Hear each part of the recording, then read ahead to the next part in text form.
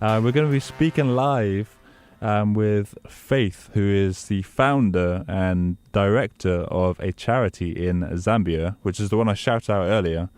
Basically, she works in the prison system, and she helps out children, basically. So we're going to be chatting to her right now. Faith, how you doing? Hi, Andy. Thank you so much. I'm doing well. It's a pleasure to have you on my show. It's obviously, like we were saying off air, it's meant to be. God's obviously ordained that you have to come on air today. Sure, I really thank God for this opportunity. I didn't really expect to be on air, so thank you so much for having me. Well, yeah, I didn't expect it either, so it's a great thing. But why don't you tell us about what you do exactly in the prison system in Zambia? Okay, so I run an organization called Mother of Millions Foundation. This organization was founded over 6 years ago, and I remember driving past the prison. I would always drive past the prison going to my work. I used to work as a marketing executive at a radio station back home, here in Zambia, in Lusaka. So one afternoon I was pregnant with my first son, and I felt like a prompt, like God just said, stop. And I looked at the place where I was stopping. It was a prison, and I was like, who stops at a prison? I'd never been inside the prison. I didn't know what went on, but I obeyed that voice, and I remember going into the prison and asking what I could do because I didn't know how the prison setup was. And they actually told me we have two sections. We have the female section, and we have the male section. So I didn't get in right there. I asked what I could do. So they said, bring us food or clothes. And, when my baby was born and was 4 months, I remembered my age. And I took those things to the prison. And they asked me, are you taking them to the male section or the female? So I was so curious, and I wanted to know how the prison looked like. So I said, well, let's go to the female. And when they opened the prison gates, the first thing that caught my eyes were children. I did not know there were children behind prison bars. These were children as young as my 4-month-old baby. Others were smaller. Others were running in the dirt. I remember it actually rained, and our Zambian or African prisons are not as advanced as European or westernized prisons. So some of them are quite open, and they have tiny cells. And so the kids were running in the mud, and it was so wet. And I was stunned just looking at that view. I went home and I was crying. So my husband asked, why are you crying? I said, there are children growing up in prison. And from that moment, there was a burden in my heart. I could not explain, but I remember saying, but why, God? Why have you placed this thing on me? I could go to work and my mind would be at the prison, at the kids. And I remember God saying, the only way you could change a mindset is for you to take school in prison. So I said, who takes school in prison? That's a government institution, And I could clearly hear God say, take education to transform a mindset of a child.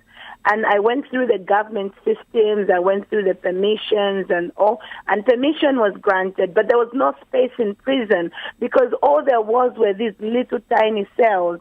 And I walked around and found a dining hall, and I asked if I could demarcate that, and we demarcated a dining hall, and we had 42 children in that one little class. It was so emotional, so exciting to actually see these kids who have never been in class. Some of them have been born in there. They don't even know how to hold a pencil. They don't even know how to speak an English word. But they had this space they could call their own. And from that moment to today, we have transformed lives, and we've taken care of over 500 children. We've had babies born HIV positive in prison. Mothers do not have baby cells. They actually mix with everybody else.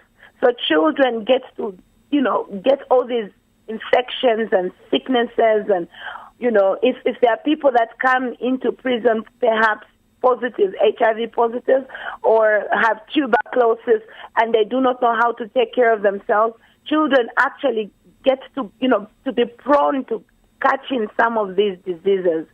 So the classroom that we have been using for the past 5 years has been a space where children have had a dream, to dream about outside. But the greatest thing that we have done is to get into prison, lay our hands on those children, and speak life. And I remember the first word that came to me was, these are just prison walls. They cannot define you. They can only confine you. And those are the words that I daily speak to those children. I say, these are just prison walls. They can only confine you, but they will not define you. So that's just a little bit about what we have been doing as Mother of Millions Foundation. And we've spread out to over 5 prisons with children in them across the country. And my desire is not to have a child in prison. So after the first year of running with the project, I had to quit my job to fully run with this project in prison. And I'm so happy because I know that there was a mother praying for help, and help came her way. Wow, that's amazing. That's absolutely amazing because just to think, obviously, I'm in the UK. We're in the UK right now. And for us to think about like having children inside a prison is crazy. It's ludicrous. So, I mean, to think that you've got... Because these women are actually giving birth inside the prison system, aren't they? Right, yeah. That is crazy. So they've been sentenced. Presumably, the judges, when they sentenced the women, they knew that the women were pregnant, and they knew that they were going to give birth inside the prison system, didn't they? Yes.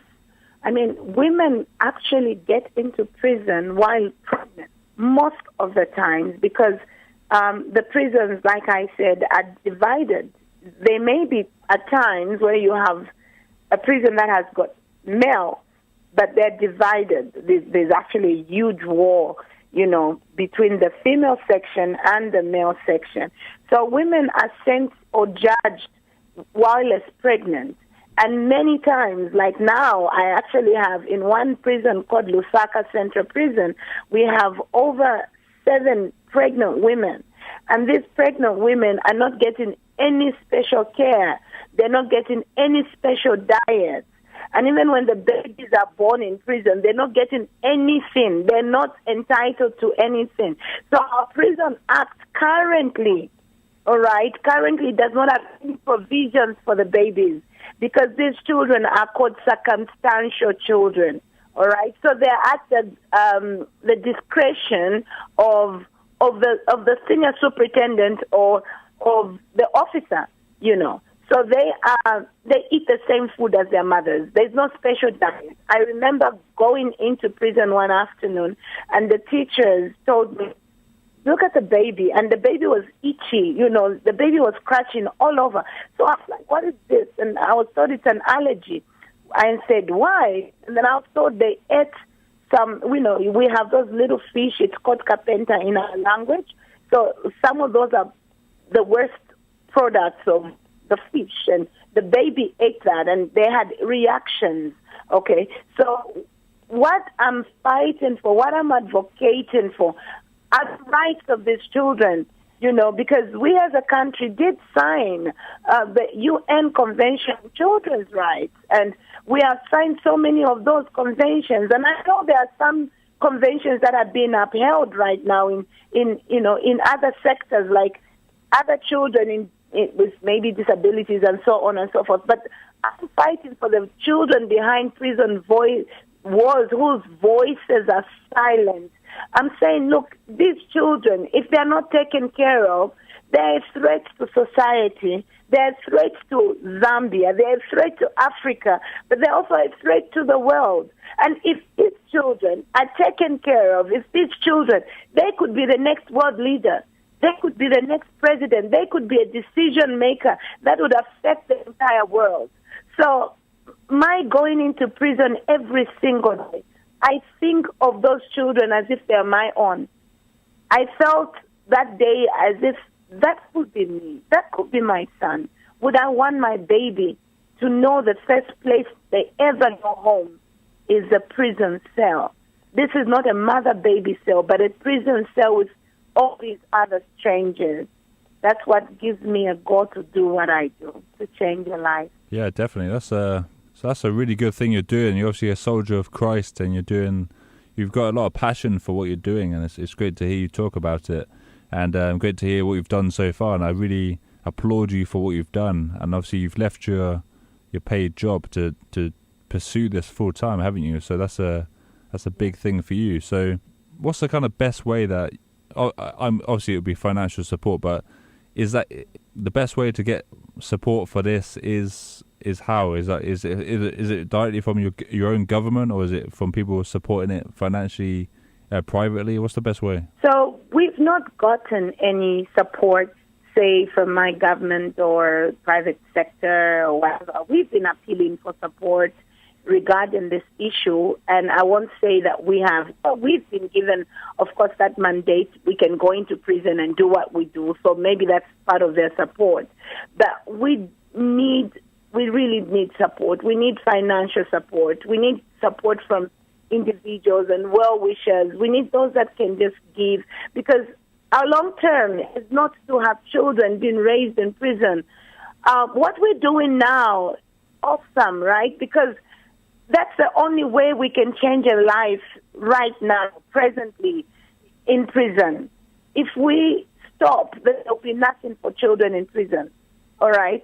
So what we want to do is have a home, sort of a foster home or a transit. I'll call it a transit home, because this home will not separate children from the mothers, but will give a child a place away from prison.